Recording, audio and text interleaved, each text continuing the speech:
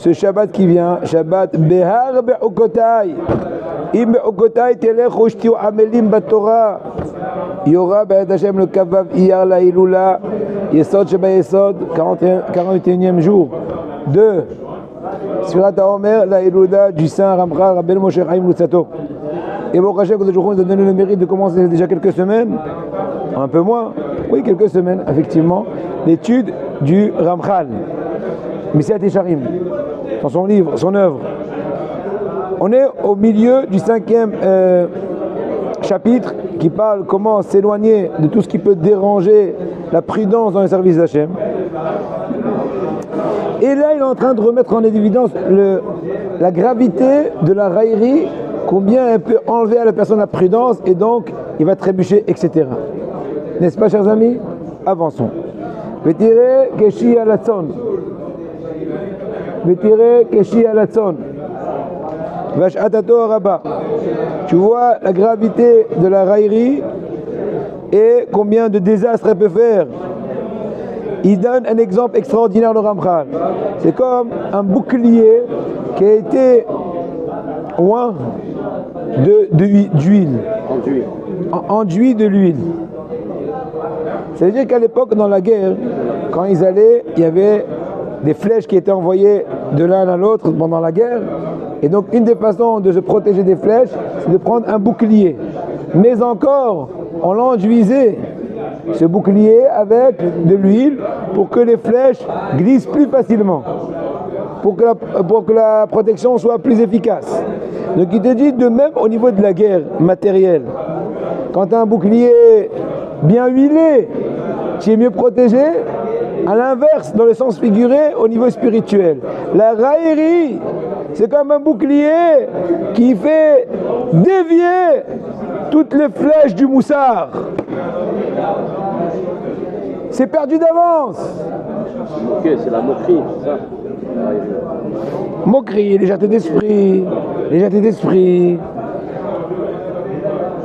La tzon.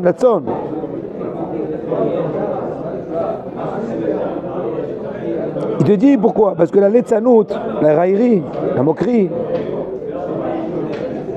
des fois même avec une petite raillerie, une petite blague mal placée, une petite, donc il peut éloigner de lui une très grande éveil qui aurait pu le secouer et le, comment dirais-je, le surélever. Des fois même de façon naturelle, tu as un éveil. Tu vois Hachem Ishmor un drame. Voilà, moi j'ai dans ma rue hier quelqu'un qui avait certes 74 ans, mais il était en très bonne santé. Subitement Hachem Ishmor a une tumeur, etc. En quelques temps, depuis Pessa, tac. J'ai vu ça fait quelques jours, c'est un horloger dans notre shkuna. C'est un éveil, c'est de secours. Mais quelqu'un qui a la raillerie, oui, écoute. Bah que ça, c'est un autre exemple, tout ce que tu veux d'autre. Le Rav vient et dit, allez, nous tous, Teilim, 10 brakim, on va rapprocher le Mashiach. Il y a beaucoup qui ont essayé, ils n'ont pas encore réussi. Hein. C'est la raillerie. Il est en train maintenant d'éveiller, de mettre en feu, etc. Bon, je vais donner des exemples aléatoires. Des fois tu entends quelque chose qui t'éveille à te faire une introspective, et de par la force de la letzanout, c'est donc la moquerie. Il y a pile à kol haaretz, tout est échoué. Ça fait même pas sur lui le moindre effet. Voilà, c'est fichu d'avance. C'est pas parce que l'impact en soi n'est pas puissant, c'est pas parce que ton cœur n'est pas assez réceptif, c'est parce que tu as mis un bouclier. La raillerie, c'est le pirate qui fait fausser la route, il dérange. Ce qui est envoyé est bon, ce qui est censé recevoir est bon, fonctionne bien, mais au milieu il y a un pirate, la raillerie, la moquerie. L'exemple du Ramchal.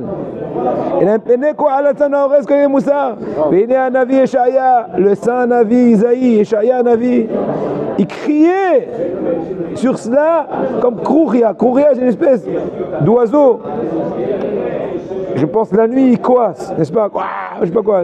Il fait un bruit insupportable.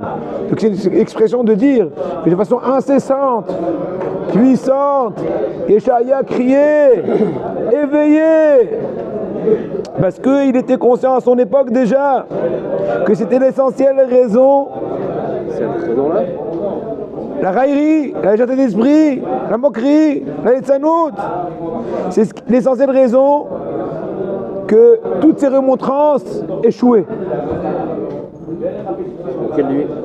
Ça. D'ailleurs, j'ai bientôt étudié ça, je crois que c'est encore un ou deux Pérec, dans Melachim, Bet, Pérec, Yut, Et, Kaf, ils vont parler de Échaïa. À l'avance, il disait à tous les fauteurs, c'est perdu d'avance. Tant que vous n'allez pas vous abolir de toute la raillerie, je peux vous faire du matin au soir même des miracles, imaginons, qui sont censés t'éveiller, mais ça y est, il est aveuglé. Il a les yeux bandés, les yeux spirituels, les yeux intellectuels, les yeux de conception, la perception. Pas dedans aujourd'hui.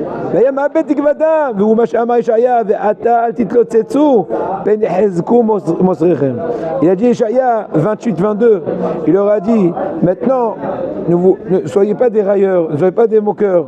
Pourquoi? Parce qu'autrement le moussard, les difficultés, les punitions vont s'amplifier.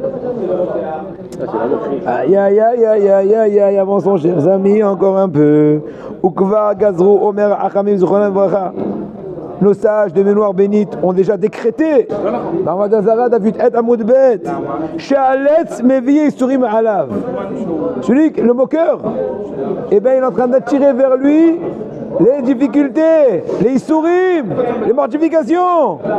Ce que dit le Passouk dans Michelet 19-29, Nachonu la letzim shpatim. C'est adéquat au moqueur, les punitions. Pourquoi? Il te dit c'est même logique. C'est logique. Parce que la seule façon d'éveiller une personne qui a les yeux bandés, excusez-moi du terme, quand les mots n'ont plus d'impact, il faut passer, comment dirais-je, à la boxe. Encore une fois, à l'action. Le secouer, malheureusement, qu'on a eu besoin de l'éveiller d'une façon aussi difficile, de lui envoyer à chez Mishmor des maladies, des difficultés, pauvreté, en souhaitant que par cela, il va s'éveiller de son aveuglement. Incroyable en bataille. Donc il dit, c'est logique. C'est lui qui a préparé ce paiement.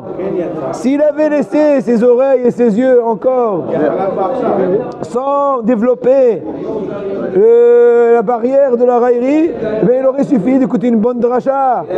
Mais maintenant, il est plus réceptif. Et voilà le total. Lisez.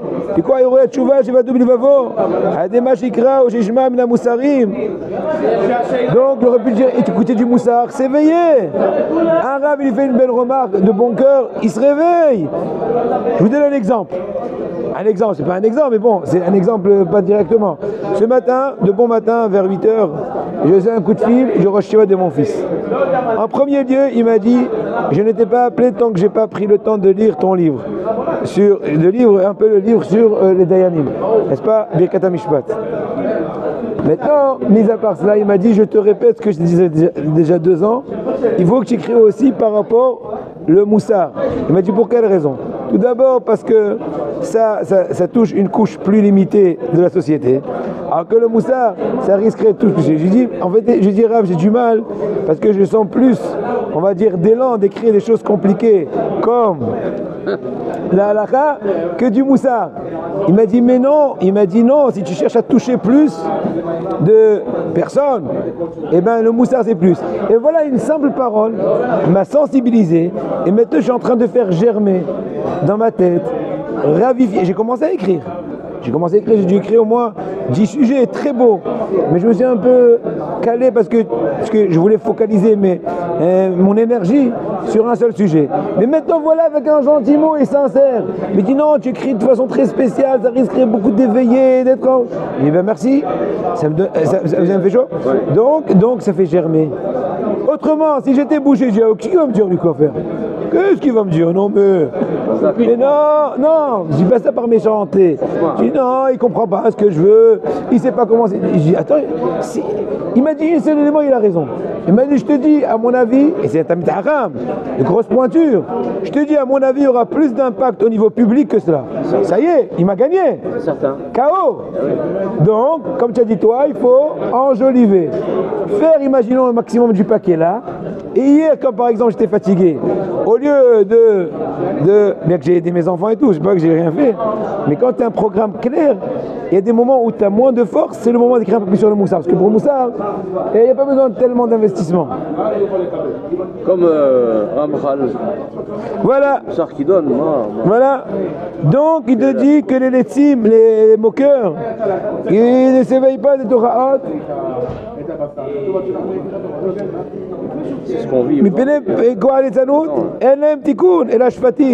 La seule réparation des moqueurs, c'est de recevoir des gifles, entre guillemets. Parce que c'est la seule façon, malheureusement, de les éveiller.